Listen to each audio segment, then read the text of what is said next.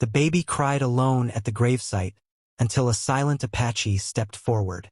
Montana Springs. Noon. The sky sagged under the weight of storm-heavy clouds, wind gnashing dust into the eyes of black-draped mourners. Beneath the brittle shadow of a withered willow, the townsfolk of Montana Springs stood stiff and wordless, gathered to bury Lynn Mary Garrett. The preacher's voice cracked like dry wood. Ashes to ashes. He said her name like he didn't mean it, like reading the total from a ledger. Then came the sound. Not thunder, not wind. A baby's cry cleaved the silence in half. Dozens of heads turned. Eyes searched the dry earth. And there, beside the raw edge of the grave, wrapped in a frayed striped blanket, lay a baby girl, tiny and red-faced, her fists curled like question marks. She lay alone, forgotten. Nobody moved. Not the preacher, not the sheriff, not even the motherless wind. The baby wailed, a sound that didn't belong to mourning or ceremony. It was the sound of beginning, not ending. But it fell on cold silence. Then a shape appeared. From behind the stone fence, a tall Apache stepped into view. His long black hair was braided with river shell and sagebrush. His presence was neither sudden nor loud. It was the kind of stillness that made other noise feel wrong. He walked forward slowly. Not one man stopped him. Not out of mercy, but fear. He passed through the crowd like a ghost, dust curling at his boots. The townsfolk parted without meaning to. The sheriff's hand tensed at his holster, but he didn't draw. The Apache knelt beside the crying infant. He placed his hand in the dust beside her cheek, palm up, said something in a language older than any hymn. The baby quieted. Then he did something no one expected. He lifted her, gently, as if she were smoke and memory. He wrapped her tighter in the blanket, tucked it beneath her chin, and stood. A woman near the back gasped. No one echoed her. The Apache didn't speak, didn't ask, didn't look back. He walked toward the edge of town, toward the hills and wild country beyond, with the baby in his arms. And no one stopped him. Not the sheriff, not the preacher, not even God. Red Canyon. Years earlier, Hawk Woods hadn't spoken to another person in months. He lived alone, deep in the canyon, among wind-polished stone and whispering pines. Once a warrior, he'd walked away from his people after Eagle Hollow, after the soldiers came, after the fire, after the screams. Since then, he'd hunted, trapped, and moved like a shadow. No tribe, no country, just the silence of a man who no longer believed in belonging. Then one winter morning he saw her. A woman, alone, struggling to lift a broken wagon wheel up an icy hill. No husband, no help, just her and the cold, and a pair of cracked hands pulling against the weight. Hawk watched from the ridge. She didn't see him, or maybe she did and chose not to fear him. He didn't approach. But the next day, she found firewood stacked neatly by her door. After that came more: a rabbit-skinned, patched roof, quiet gifts with no name attached. She left nothing in return, until one morning, there was a tin cup of coffee on the trail he walked. Still hot. She never asked his name. He never asked hers. But they shared a silence that became familiar. Her name was Lynn Mary Garrett. Widow. Lived alone in a cabin built from leftover lumber and stubbornness. People in town called her odd. Hawk thought she was brave.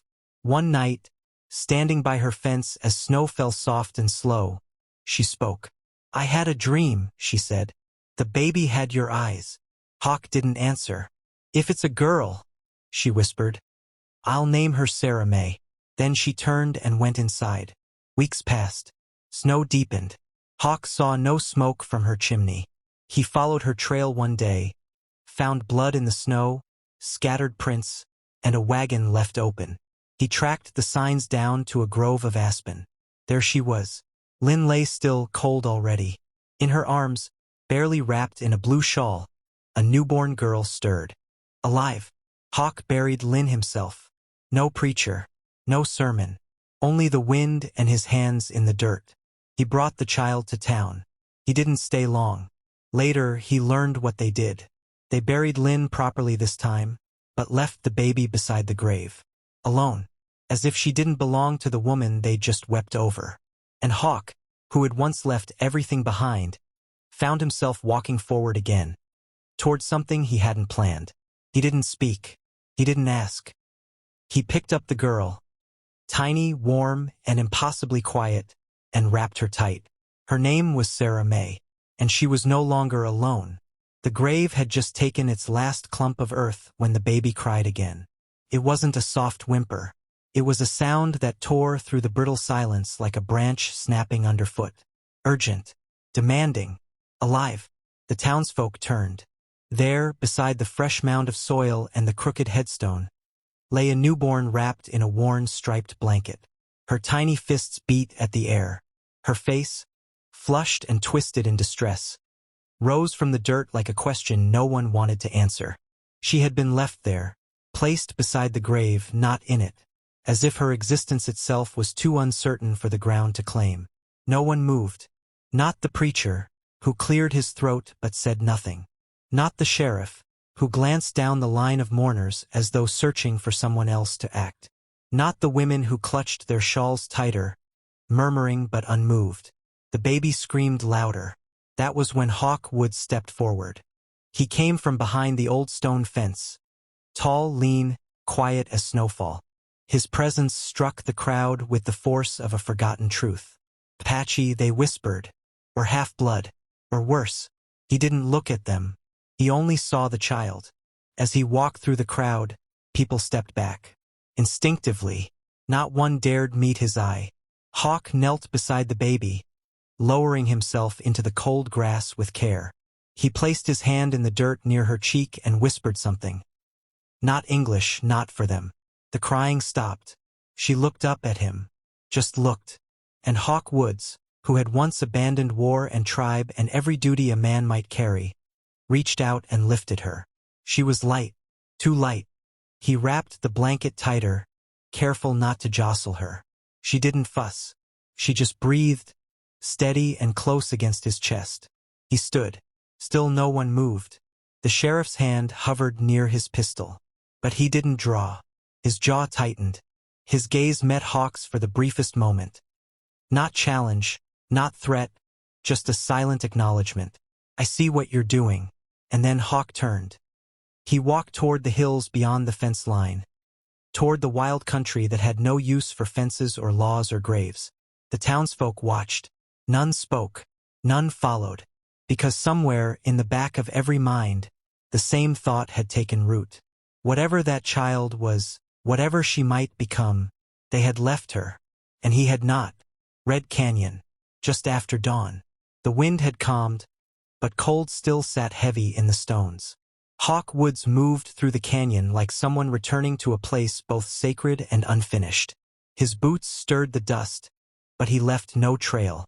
In his arms, wrapped tight against his chest, slept the child, Sarah May.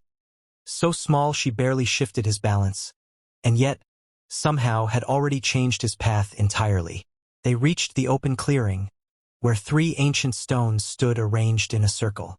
This was where prayers were whispered without words, where warriors knelt before leaving for war, and where names were once given to children born beneath the stars. He stopped at its edge. 8 years had passed since he last crossed that circle.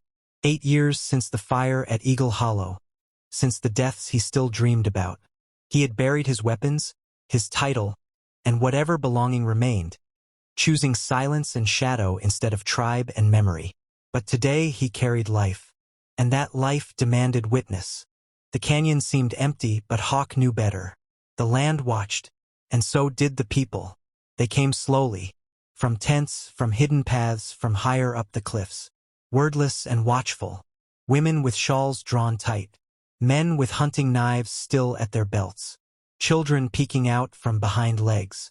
Then Elk Woman came forward, once taller, now slightly bent with age, but still sharp-eyed. She held the authority of someone who had buried more leaders than she'd named, someone who remembered what others wished they could forget. You walk where you turned your back, she said. I do.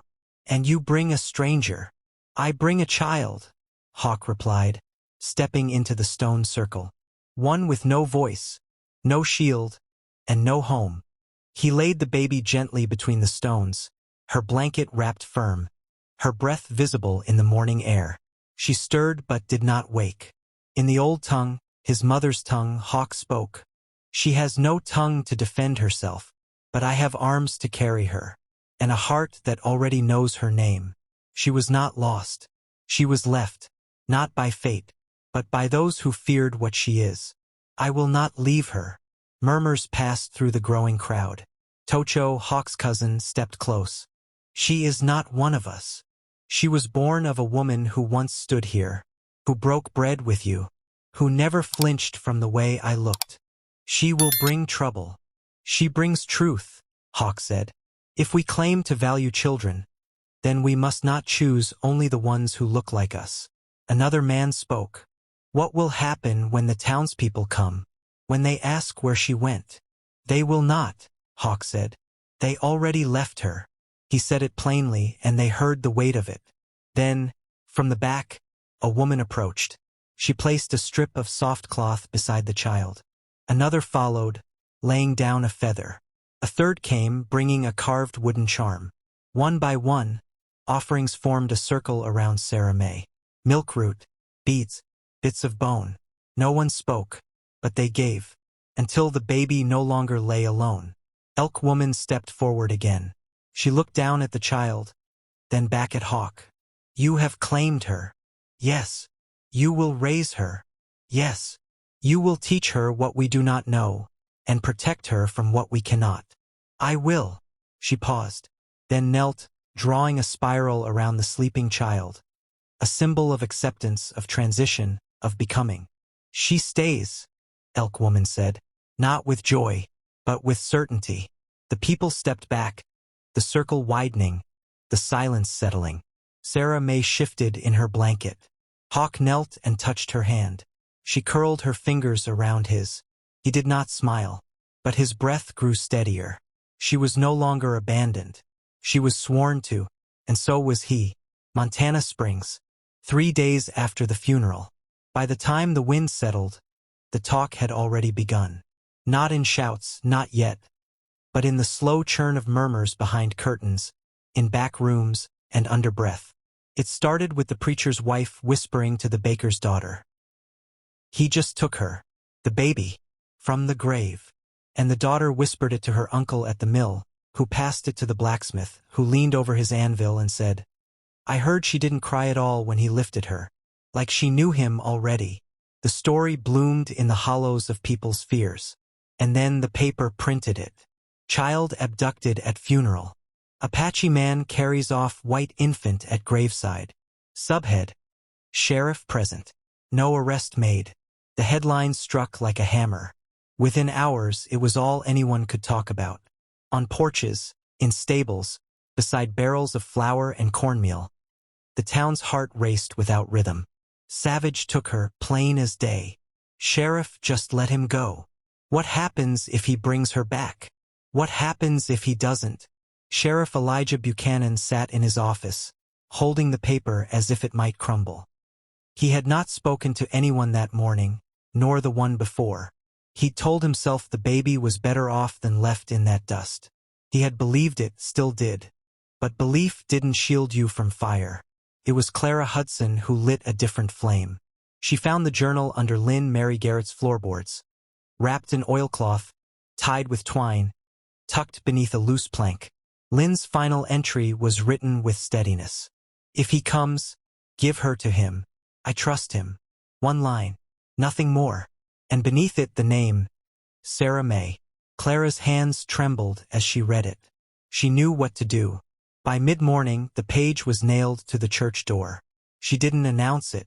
She didn't explain. She simply walked home and waited. And the town came. One by one they stood and read. The ones who had muttered stopped speaking. The ones who had shouted walked away in silence. No one tore the page down.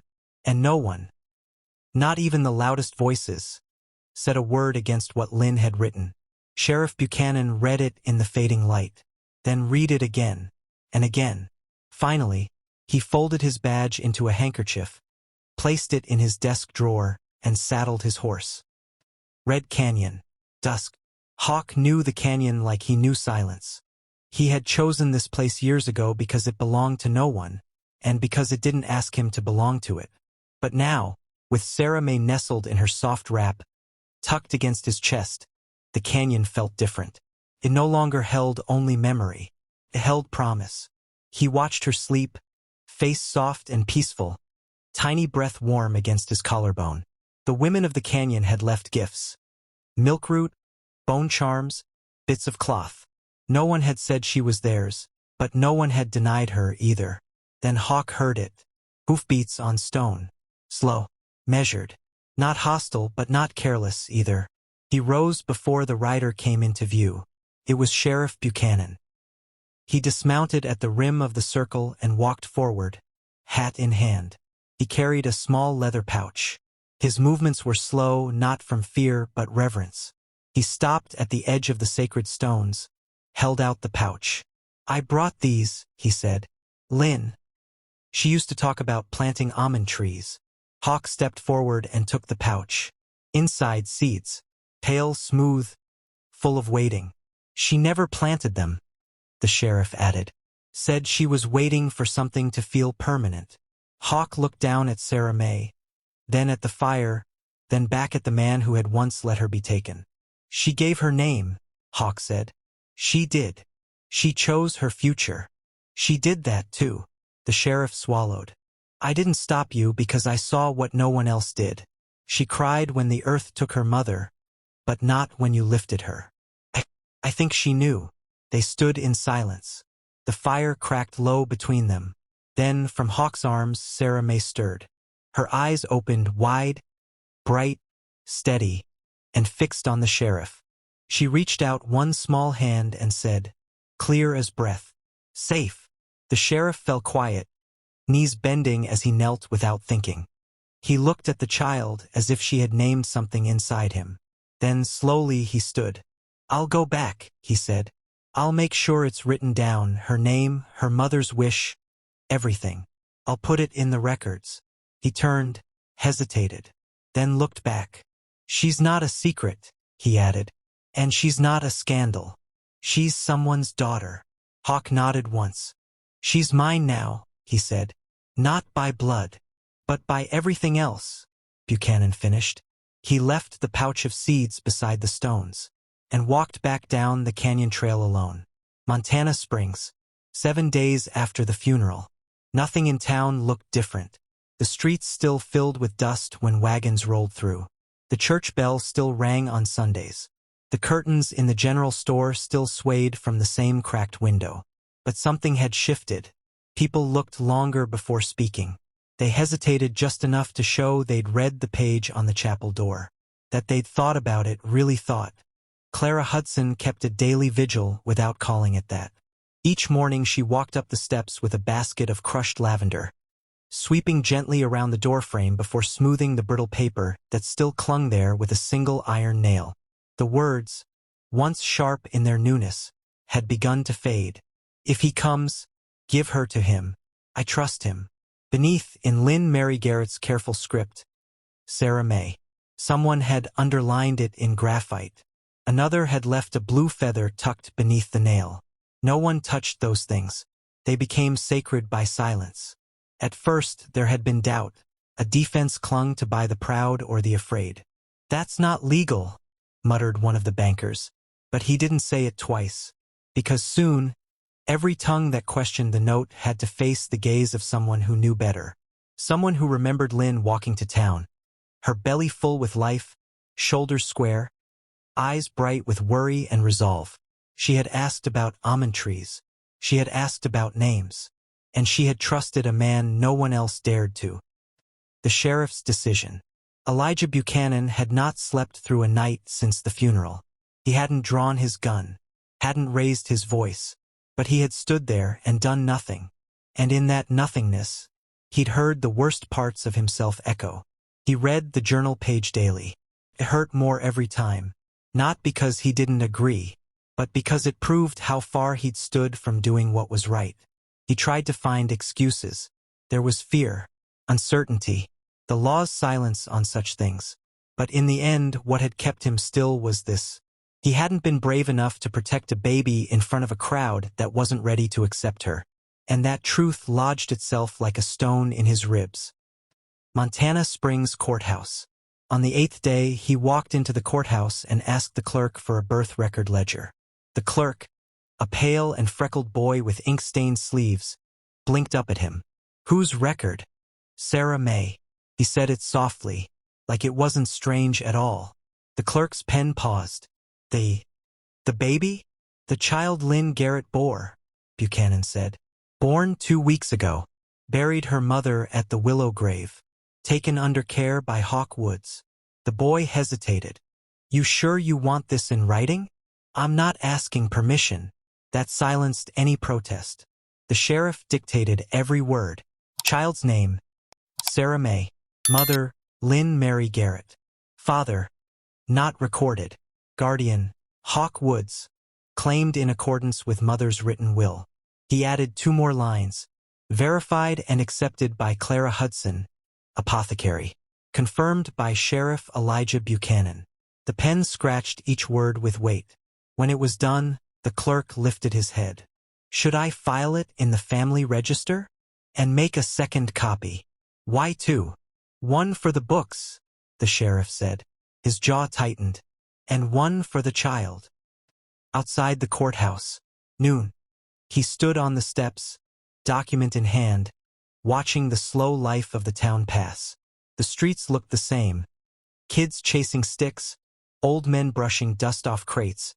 But the noise was different. Less sharp. More aware. He saw 2 women standing near the chapel, reading Lynn's words aloud in soft voices. A man who once called Hawk nothing but trouble now stood in line at Clara's, holding a small swaddled blanket. Something had changed him. Maybe not fully, but enough to matter. Sheriff Buchanan mounted his horse, tied the second copy in waxed leather, and turned toward the trail. This wasn't a chase. This was a delivery, not of law, but of something better. Red Canyon. 2 days after the sheriff's visit. The air smelled of pine and smoke, sweet with the edge of coming spring. Night had not yet fallen, but the sun sank lower, bleeding rust and gold across the canyon's ridges. Hawk stood near the southern ridge, sleeves rolled, palms dark with earth. He had planted each almond seed 1 by 1, using a curved bone to dig the holes. The ground was stubborn but not cruel. He laid each seed like a promise, covering it with rich soil, pressing it firm with the heel of his hand. Beside him, Sarah May sat on a folded hide, bundled in her mother's faded shawl. She hummed something tuneless and soft, cradling a stick as if it were a doll. When Hawk knelt beside her again, she looked up. "You plant?" "Yes." "For Mama?" "Yes." She thought a moment, then reached out and touched the soil. "I help too." He covered her hand with his, guiding her small fingers into the dirt. They pressed one last mound together. When it was done, she smiled, solemn as ceremony. "Now we wait," he said. "Okay." And that was enough. That night, the fire crackled low, sending sparks into the sky. Sarah May was curled in his lap, thumb tucked in her mouth, head resting against his chest. The flames flickered in her eyes, half closed now, her lashes casting shadows over round cheeks. Hawk had seen many things in war. Men screaming, children left in burnt cribs, the strange stillness after a skirmish when no one moved. But he had never seen peace like this. It frightened him, not because it was fragile, but because it asked something of him, to stay, to believe, to carry more than his own name. He looked into the fire, then up at the stars. "Your mother," he whispered, "was not afraid of me." Sarah May stirred in her sleep. She should have been, but she wasn't. Not once.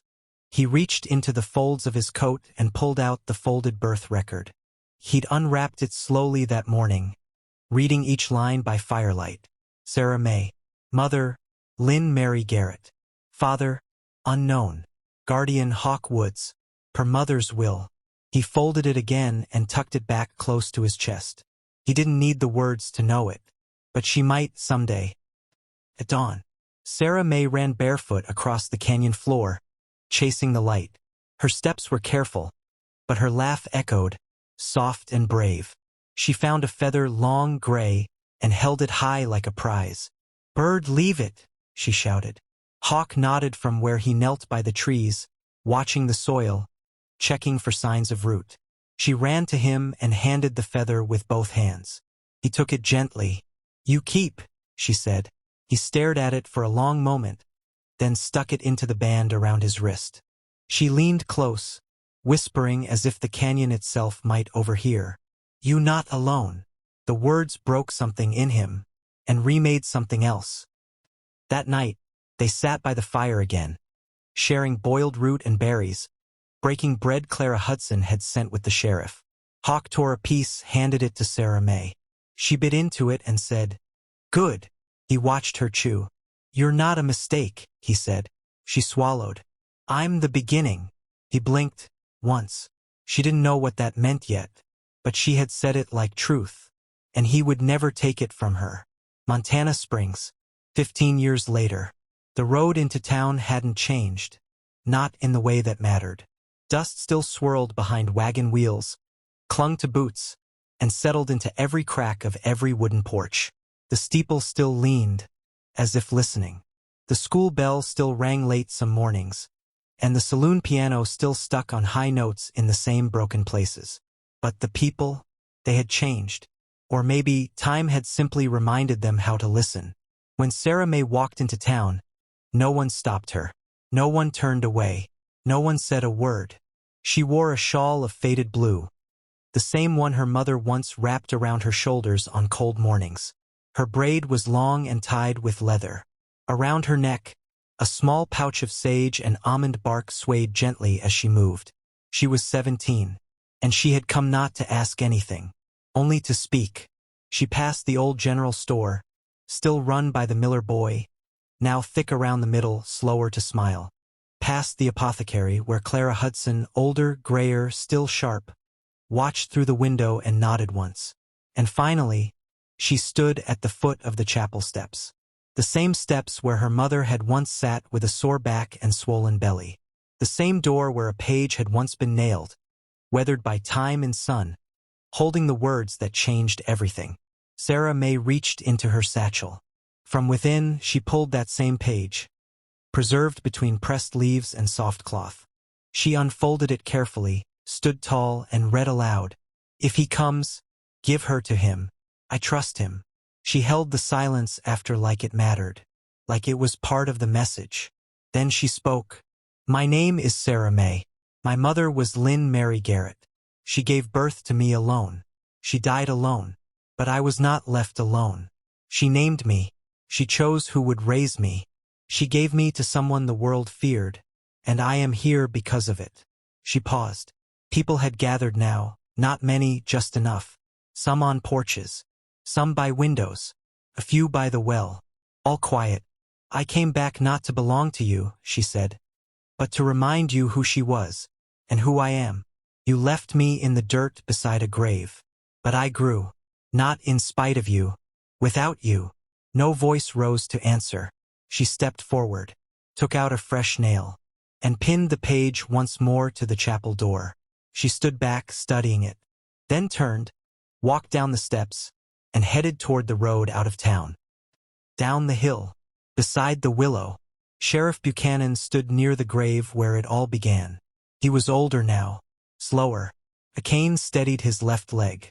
His right hand trembled when he lifted his hat. Sarah May saw him and stopped. Neither of them spoke right away. He looked at her, not through her. "I kept the record," he said finally. "Still in the books. I know. I visit the grave sometimes. I figured." She reached into her pouch, pulled something long and gray, a feather. Not new, not bright, just real. She placed it gently in his hand. He stared at it for a moment, as if holding something heavier than it looked. Then he looked up. "Do you forgive us?" Sarah May held his gaze. "No," she said gently, "but I understand you, and that was enough." She nodded once, then turned and left the town behind. Red Canyon. That night, stars spread above the ridgelines like spilled salt on black stone. The fire crackled low, casting amber light on the smooth earth where two shadows sat close. Hawk Woods no longer looked like a man in hiding. His shoulders had eased over the years. His beard was silvered at the chin. But his eyes still held that quiet steadiness, the kind storms couldn't shake. Sarah May sat across from him, cloak wrapped tight, legs folded beneath her. Between them lay a small loaf of almond bread. She tore a piece, handed it to him. He broke it again and gave half back. They ate in silence for a while. Then she spoke. They listened. He nodded. They remembered her. She looked up at the stars. Some of them tried to forget. They didn't succeed. She smiled. I told them I wasn't a mistake. You never were. I said I was the beginning. Hawk looked at her, long and full. You still are. She leaned closer to the fire, her face lit with warmth and wind. I saw the willow tree, she said. It's grown sideways, but it's still there. Like us, he said. Bent, but standing. She nodded, then rested her head on his shoulder. You think the almonds will take root this year? If the rains come, he said. They will. They both looked to the southern ridge, where 5 small saplings reached skyward green, defiant, waiting. Behind them, in the canyon's arms, the wind carried no fear, no grief, only the hush of peace, and the steady breathing of something new beginning.